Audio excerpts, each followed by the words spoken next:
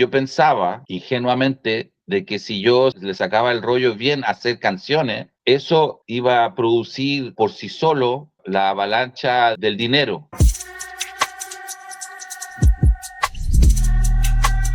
En este nuevo capítulo de nuestra serie de entrevistas, el invitado fue Víctor Flores, más conocido como Solo Di Medina, quien desde sus inicios en la pose latina ha ido desarrollando una carrera que lo tiene instituido como una leyenda de la música nacional, pero que nunca tuvo muchos réditos, algo que él se toma con humor y humildad, como podemos ver a continuación.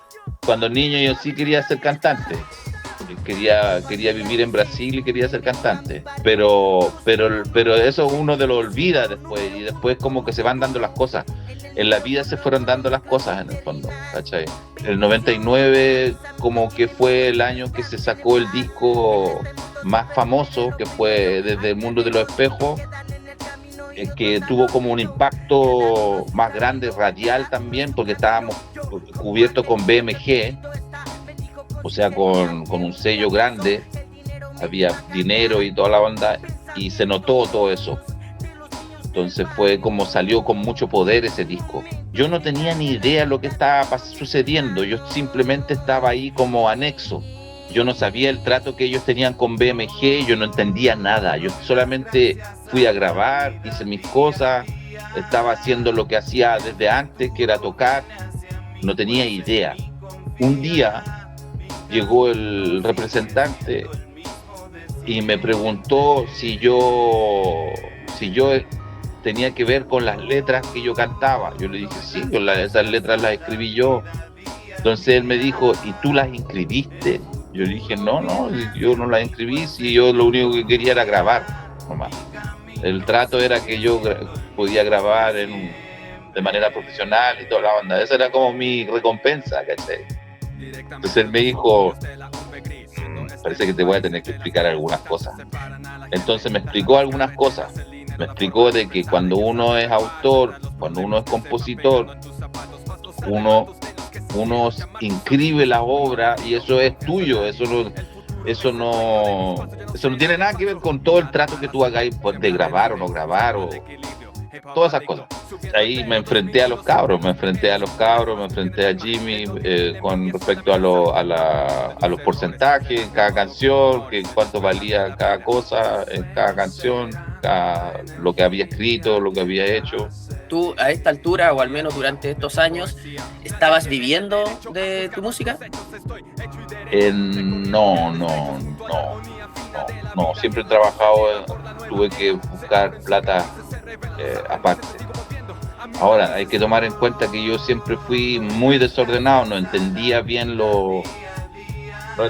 bien ni estudié bien el funcionamiento del aparato. Yo estaba en el proceso todavía de aprender a cantar, de aprender a cantar arriba del escenario y todo. Yo no tengo estudios formales de nada, entonces yo estaba como en eso. Y en hacer canciones también, en aprender a hacer canciones. O sea, tú, aunque estabas generando ya dinero con tu arte, eso te llegaba, podríamos decir, en cuanto a objetivos, casi que de rebote. Tus objetivos estaban en otros lados, no en la generación de dinero.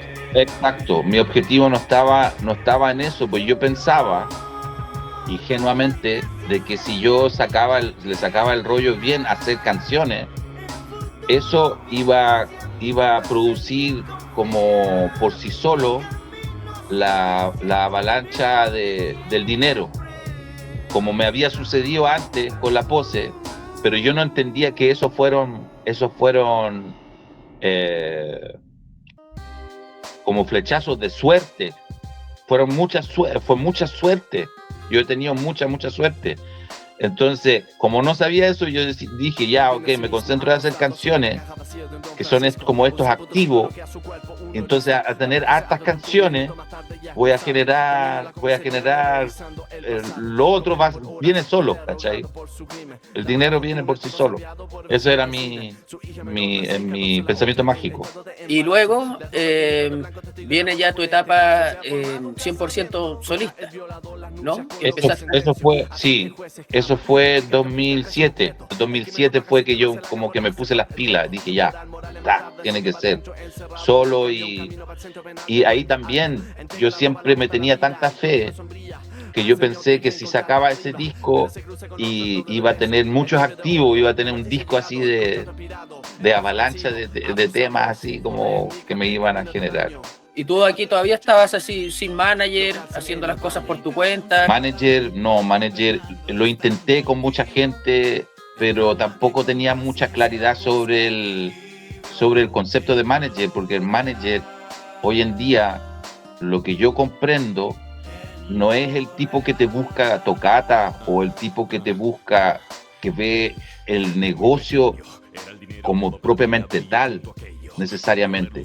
El manager lo que hace es proyectar tu carrera en el tiempo, o sea, tiene que tener una visión igual.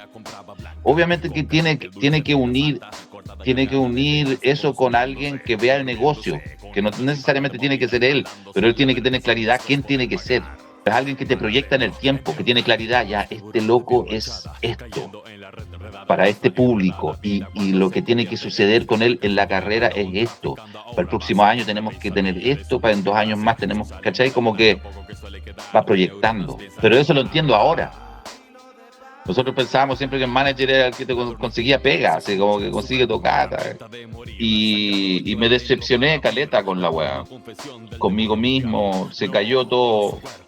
Después de 5 años o 4 años, me llamaron, yo estaba trabajando en minería, arriba en Los Bronces, me llamaron y empezó algo raro, que era como retroactivo, que me empezaron a llamar por el nuevo disco. Yo dije, ¿qué nuevo disco? Y era el Hembras de Marte, y era que querían que tocara en vivo, si lo tocaba en vivo, si cantaba ese disco, y ahí empecé a tocar, empecé unos años después a tocarlo como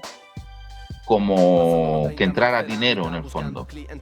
Había momentos en que realmente ingresó dinero. Ya no estaba tocando con banda, porque al principio nosotros estábamos arrastrando una banda. Y yo empecé a tocar solo. Y después formamos de nuevo una banda, que eran los Mambo Tokyo Soulers que tú conoces. Y ahí también tocamos un resto. Yo creo que todo eso fue muy, muy bonito, fue hermoso, tuvo buenos momentos artísticos, pero en cuanto a gestión, no había conocimiento, no había dedicación, no había ni siquiera conocimiento para acercarse al conocimiento, ¿cachai? Entonces hay varios factores, pero como te digo, a la gestión le faltó sabiduría, le faltó dedicación. La gestión ahí fue una pata que cogió. Tú mencionaste que nunca o casi nunca, no sé, has vivido directamente de los ingresos que has generado con la música, siempre has tenido otros trabajos. Como con la música, hacía muchos featurings, muchas colaboraciones en el hip hop. Tenía mi nombre, hacía como ingresos pocos pero suficientes para mí. No tenía mucha ambición, pero con mi hijo, cuando empiezan a llegar mis hijos, ahí empiezo ya necesito más dinero, y ahí empiezan los trabajos. He estado en minería, trabajé como alarife, que es ayudante del topógrafo. He trabajado en construcción como pintor, he trabajado en inflables, construyendo inflables, aprendí a coser también ahí. Como que ahora no me acuerdo de todas las cuestiones, y eran caletas. Alzheimer. ¿Te tocó encontrarte, ya sea en la construcción, en el teatro o en cualquiera de estos trabajos, con gente que te reconociera y te dijera, ¿y tú por qué estás aquí? ¿No estás ahí arriba de un escenario? ¿No estás ahí? Sí, cuando pasaba eso, como que se iba toda la mierda. Porque era rara la weá, ¿cachai? En la minería me pasó, hice un cambio de turno y los tipos me debían una plata por ese cambio de turno. Entonces yo escribía siempre mails diciendo cómo no me iban a regularizar el cambio de turno. Y los viejos me decían, voy a escribir los mails que queráis. No, eso se lo comieron, eso no vuelve, ¿cachai? Decían, ¿cómo? No puede ser. Y yo escribía mails y no me respondían. Y de repente un día me llama un jefe. Estaba como en un container, el tipo así tenía su container de jefe. me entro, me dice, tú eres Víctor Flores. Entonces yo le dije, sí. No, pero tú eres Víctor Flores. Y yo, ¿qué? Sí. O sea, lo que pasa es, perro, que yo soy rapero. Y era un jefe, un casco blanco. Y yo, ¿qué? Como que fuera de me dice, ¿cuál es el problema que tenía? Tenía un mail aquí que no. Entonces le expliqué lo del cambio de turno. El loco agarró el teléfono, digo, oigan, aquí hay un problema con no sé qué, arrégleme esta cuestión, pero ahora, inmediatamente. ¿Cachai? Este cambio de turno, así que no puede ser esta weá, no sé qué, la weá. Se arreglaron así, con un llamado de teléfono. Y los viejos me decían, olvídate de esa weá. O sea, los viejos tenían razón. Esa weá no iba a pasar nunca. ¿Cachai? Pero este loco era rapero, me reconoció, dijo, Víctor Flores, ¿no será el Víctor Flores? Solo Di Medina. Y claro, era el Solo Di Medina. Y el loco hizo el llamado. Pum. Después se corrió la voz.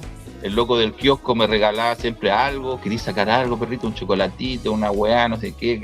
Ya al rato ya dije, no, yo salgo de aquí, no estoy ni ahí con esta weá. Está como que... No. Es como que... No. Se desvirtuó. Ahí me salí de esa pega. ¿Cachai? Cuando pasan esas cosas como que... Por ejemplo, la construcción no pasó porque no cachan ni por si acaso esa música. En la construcción fue tal así que yo incluso canté en un acto, canté como Solo Di Medina, así con casco, con la ropa de pintor y todo. Y fue muy chora la cuestión. Para ellos era raro, así como el compañero cantando así con falsete, así como raro. Así pero como... un acto de la pega, de la construcción, no entiendo cuál era el concepto. La construcción, como que la chica que estaba a cargo de la seguridad, la security, hacía actos de repente. Hablaba cosas de seguridad, que no sé qué, que la cuestión hasta cuándo, los compañeros no sé cuánto, que la weá, y ahora un acto, no sé qué, van a cantar el compañero no sé qué, va a cantar una cumbia y el compañero Víctor Flores va a cantar no sé qué, va a cantar también. Entonces un compañero cantó unas cumbias y la weá, y el otro cantando así creo que dice Loco por tu amor, una weá así. Era como, ¿qué onda este weón? Así como, ¿qué onda? Pero ahí era chistoso porque no era como, ¿qué weá?